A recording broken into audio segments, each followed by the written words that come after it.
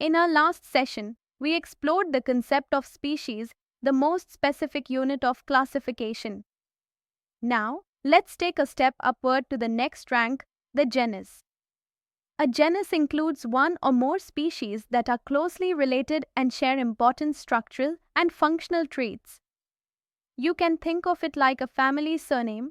Each species has its own first name, but the genus name connects them, showing their shared lineage.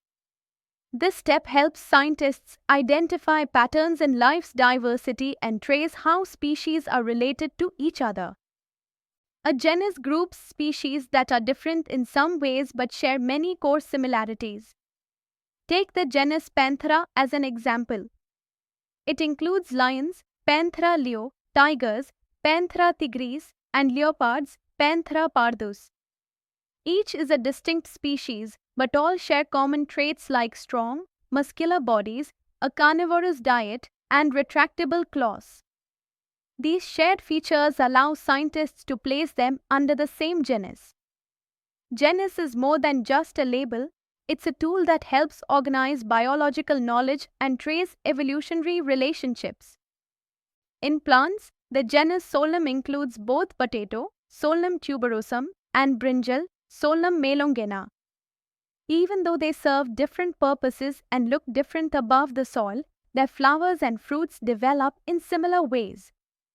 In animals, the genus Felis includes the domestic cat, known as Felis domesticus. These examples show that genus is not just an abstract concept. It's based on observable and consistent traits that help us make sense of the variety of life. Grouping species into genera has immense scientific value. It helps researchers understand evolution, predict traits, and conduct studies on related organisms. For example, if we know a plant belongs to the genus Solanum, we can make educated guesses about its structure or potential uses. The genus name also forms the first part of the scientific name, always written with a capital letter and italicized or underlined. It's not just convention, it's a key signpost that tells us where to start when studying an organism. In binomial nomenclature, the genus name always comes first, giving us an immediate clue about the organism's broader group. For example, in Panthera leo, Panthera is the genus that connects lions to tigers and leopards. In Solanum tuberosum, Solanum groups potatoes with brinjal and similar plants. In Homo sapiens, Homo defines our place within the human evolutionary group. The genus acts as an entry point into classification, guiding us from broader connections down to specific species. Think of genus as a bridge. On one side, we have individual species, and on the other, we move up to family, which groups even broader sets of organisms.